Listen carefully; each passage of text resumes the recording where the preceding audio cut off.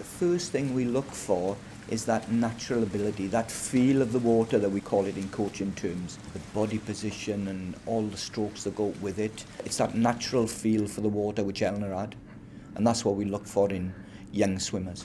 The first person who nurtured my talent was Ashley Cox, who was the coach of Bolmere Swimming Club. That's where I first started training, and he really got my talent where it was 400 free and just helped me progress. And also Billy, after Ashley, Billy helped me to get to the next stage and go to Beijing. As a coach, I think you have to be not just coach, you have to be mentor, you have to be a bit of a psychologist as well, I suppose. Eleanor being so young at that time, it was pretty much unheard of. So sometimes you've got to sort of retreat to regroup and say, hey, let's go and enjoy it and just have a bit of fun.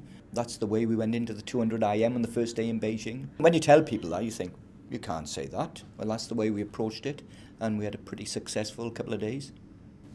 I was just so nervous, like I didn't want to do it, and all you said to me was like, oh, just try your best, it doesn't matter if you don't do a good time, it's Beijing Paralympic finals and you're here, and just enjoy it as well, remember? Didn't really mean that, because we knew he was in with a shout of a medal, but if you're enjoying something, you'll excel to your best in it. My friends are so supportive, like they always ask me how I'm swimming and stuff like that, and also like, say if we're going out and maybe it's quite late, they'll always come a bit earlier. With school, it's good to get out from the swimming area and just not even talk about swimming. So that's what they help to do, like just go out there and just not talk about swimming. I'm quite impatient, and I think you are a bit as well. Yeah. If you're 5 minutes early, then you're late. Like we never have full arguments, do we? We always have like disagreements. Strong disagreements at times. But good, like it's always. And she always wins, by the way. Yeah.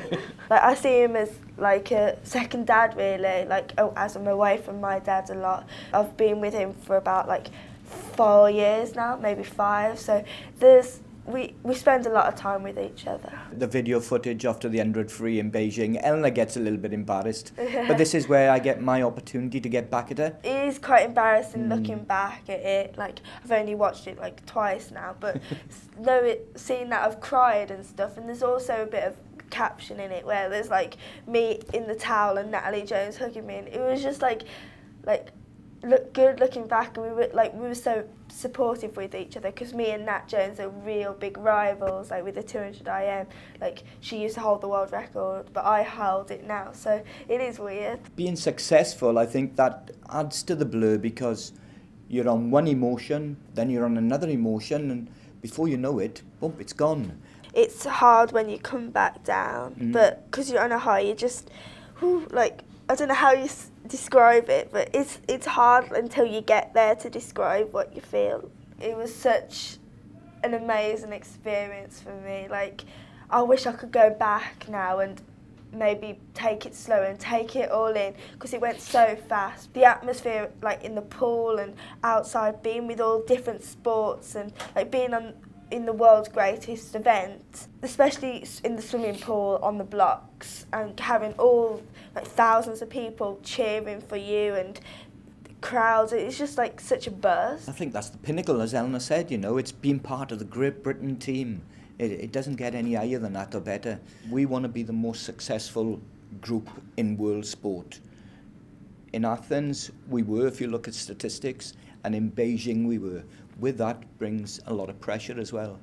But with the group that we've got here, then London, hopefully that'll be pretty successful as well.